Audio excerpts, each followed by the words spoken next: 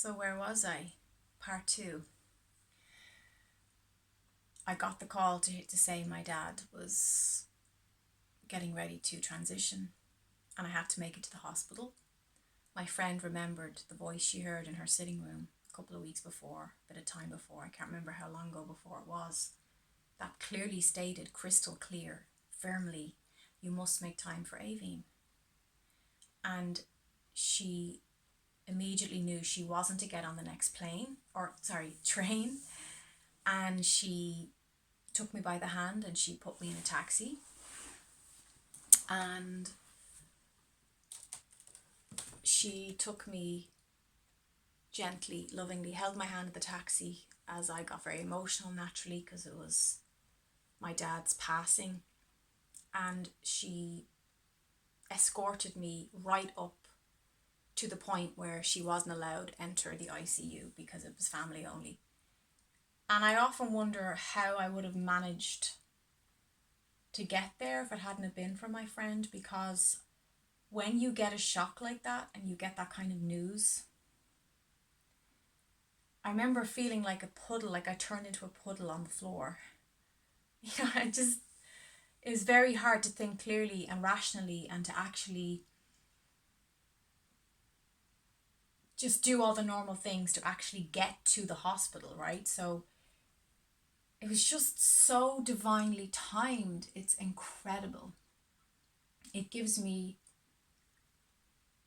such inspiration and admiration for spirit, the way we do receive support when we actually need it, and how we have these soul contracts that the right people will show up at the right time to really help us in our time of need. And I think that experience gave me a richer trust. I always had a great trust in the angels and our spirit guides and that Prime Creator has so much love for us, and we are supported as much as we'll allow, as much as we allow in. But the magic of our connections and how our soul tribe shows up at the most divine time is just, it actually, I find it so moving, and I find it so special, and I find it so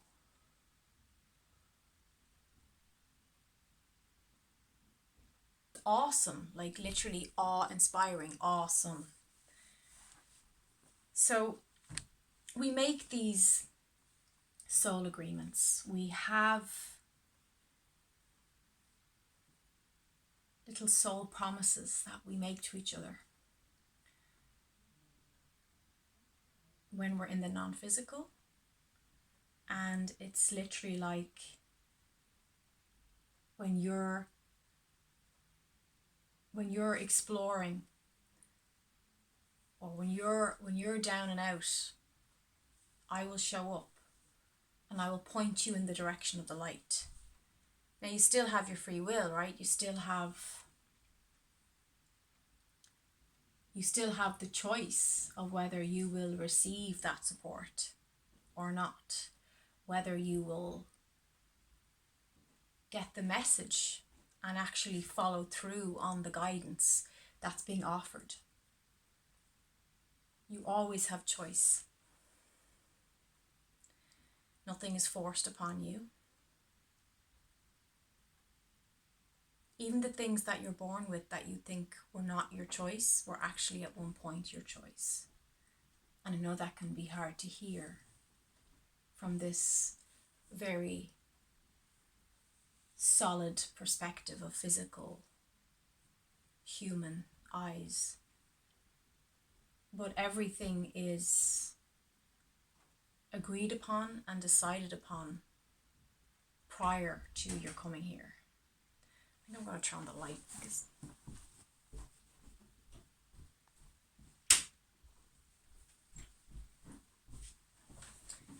it's better, I think. So much better. Oh my God. Isn't that amazing what shedding light on the subject does? Like how we can be trundling along in the dark and we forget again that we have a choice. All I have to do is get up and flick the switch and the light's on. And we forget that the dark is simply the absence of the light. That's all. It's just the absence of the light. So, a lot of young people today, because so much of their world is based on screen, through telephones, through digital exchange, are not actually having or engaging in the experience of first-hand relationships. And hopefully you've watched the first part of this video, which talks about the most powerful spiritual experience that you can have is to have a relationship, especially a relationship of a romantic kind, because relationships based on romantic love are very distinctive, aren't they? They're not like our other ships. So we have like our friendships, our family ships. So we have all these connections. We have our colleagues, like the people we work with, we have relationships with them also, right? With our clients, we have relationships. But there's something about the romantic relationship that is very distinctive. It's very unique. We don't usually, although today anything goes, usually we keep our sacred sexual side for that significant person. So even though we have so much in common across the board with our friendships, our family ships, our work ships, our clients, our colleagues, what's unique, what's different about the romantic relationship is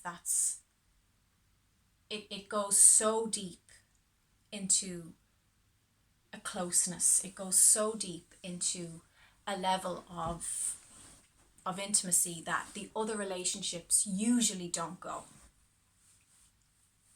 So like I said in the previous video, if you really want to get to know yourself,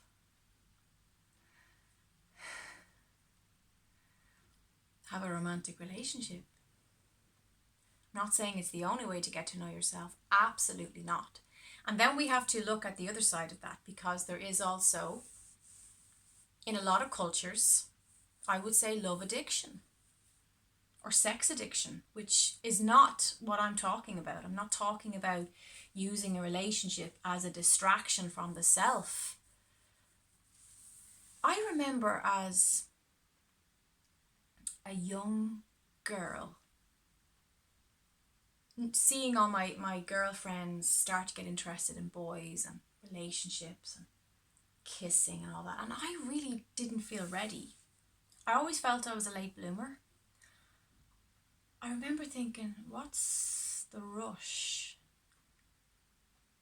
And I felt like it was more, for some of them it was a distraction. I was quite content in my own company, and I also was quite comfortable reserving I suppose I wasn't that curious sexually till I'd say after or later than my peers. I think for me, exploring the sexual self was more like a sensual feeling, and I suppose it took a while for me physically to want to actually be open to that. And even then I had to be kind of it was definitely my boyfriend in my late teens. My boyfriend was the one kind of driving that bus, right?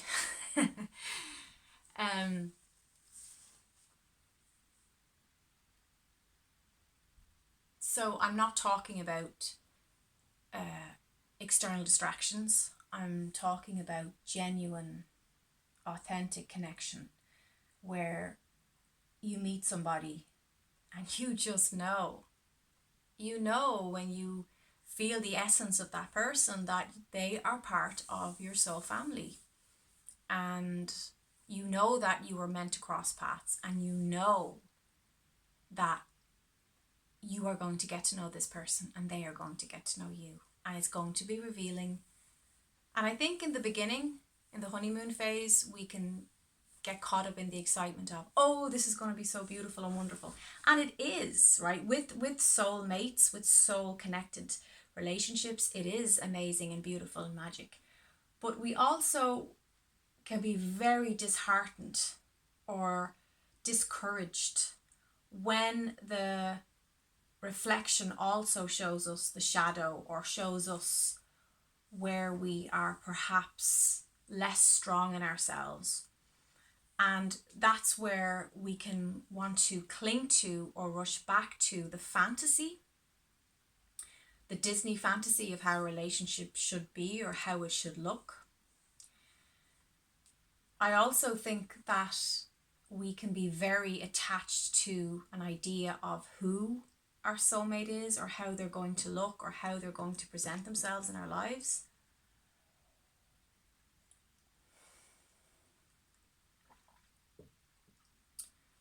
I'm still, my breathing is still not right since COVID. I had COVID a few weeks ago, and I'm still I'm still struggling to get a proper breath in. So if I seem like I'm out of breath, that's just a leftover thing. So I'm hoping as time goes by that will correct itself. Never had breathing issues. I've never had coughs. I'm not somebody who gets coughs and colds much. But that definitely, I still feel there's like it's just, I don't know. It's just, it never came fully back. Thankfully, my taste buds did. I'm able to taste food again, which is great. And my nose, the smellers came back as well. But yes, you often will be surprised. People are often shocked at the person they end up marrying or falling in love with, because it didn't fit the fantasy of what their ego had set out, had decided, like, this is the kind of woman I'm going to fall in love with. And they often end up with somebody who's very different to that. And again, that's just how the soul is full of surprises. And as we trust life to unfold, we're often delighted with how these surprises play out. So when I think of my own personal life and my rich connections, I'm often amazed at the people that I have around me. I'm like, wow, like even friendships, I have a friend who I met through somebody else years ago, and I never expected for us to stay so close.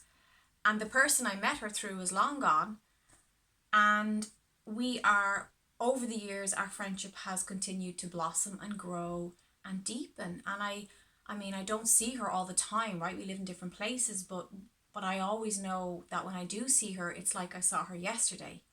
But now we'd be very different in many ways, like really different personalities. And again, when I was a lot younger, if you had told me, what's your ideal friendship going to be like, it would have been very different in my mind. So we have to be willing to be open to new experiences, and to be brave, and to have the courage to, and to have the curiosity to get to know other people. Even people who seem very different from us, even people who seem like from a different world, from a different culture, from a different frequency even. I think it's good for us to be open, and I think that sometimes the more different the mirror, like that person as a mirror to you, the deeper the facets of you are mirrored back. It's very easy to gravitate and stay around people who agree with you. who are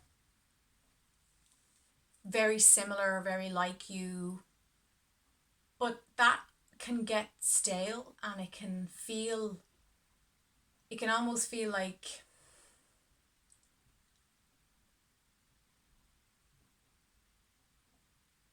how can I put it?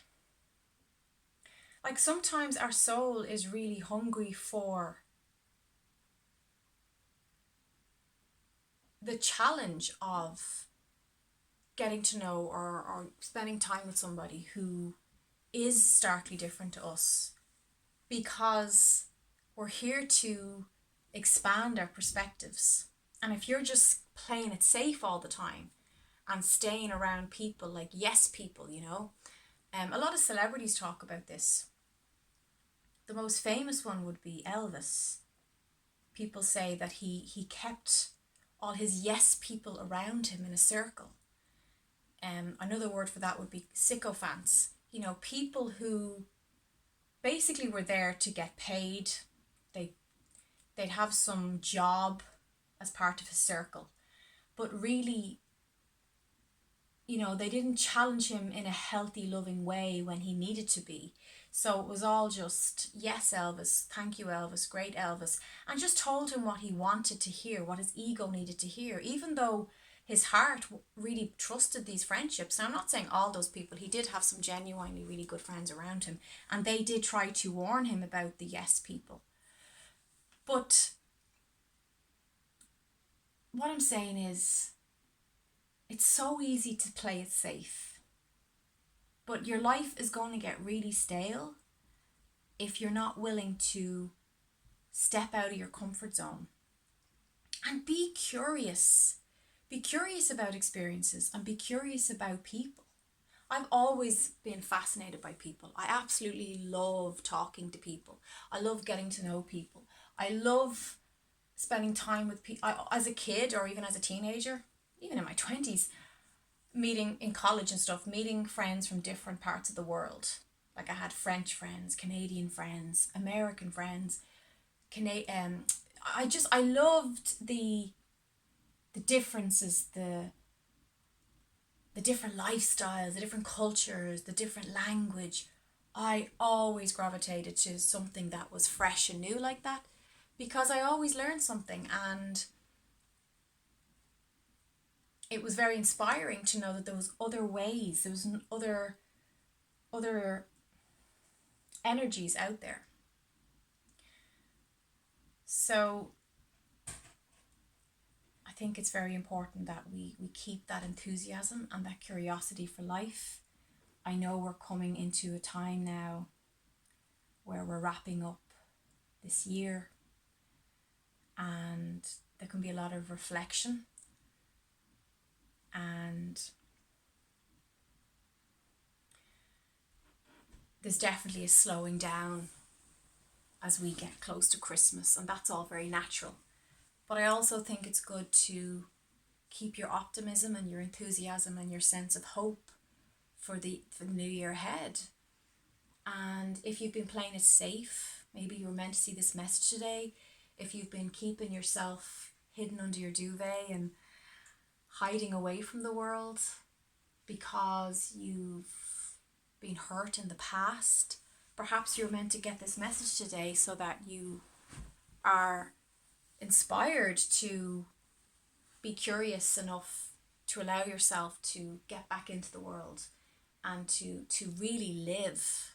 And to really live, you have to be willing to be vulnerable and to be open and to know that it's okay. And you can explore something without putting the pressure on yourself. So we really put pressure on ourselves when we attach expectations to experiences. So just take away your expectations for now and just be present in the moment, in the experience. And that's what I wish for you, because if you're able to do that, you are mastering this lifetime. Because that's enough. It's like what you need to learn will be automatic in that. What you need to get from the experience, what you need to enjoy or feel or express or cry, whatever that experience needs to give you, you are exactly where you need to be. So That's enough. You don't need to add pressure to things. You don't need to say, this has to equal this. 2 plus 2 must equal 4. Maybe this experience it doesn't. Maybe 2 plus 2 equals 11. But not trying to squeeze it into, manipulate it into something that you want from it. Just have no agenda. And I think that's something that has really benefited me in my life. I go into exchanges with people, whether it's with my client, whether it's on a date, whether it's a romantic evening. I don't bring an agenda. I don't have an agenda. I genuinely just want to connect and listen and share and be present. And when you're able to do that honestly from your heart, everything else is meant to happen will just flow from there. It's amazing. So the older I get, the more I'm trusting. Just trusting life. And knowing that I don't need to control an outcome. I don't need to control everything. The less of an agenda I had going into a job interview, this has always been my way. Going into a job interview, if I just kind of skipped in, open-hearted, no agenda, I always got the job, and I always got a positive experience from those jobs or those experiences, because I just showed up because I wanted to show up. And by the way, the jobs that I didn't feel inspired to go to never turned out to be positive experiences. So it's trusting your body as well, but being present enough and honest enough with yourself with that. So that's all I have for you tonight. I hope you're having a great night wherever you are. From me and the Nameless Ones.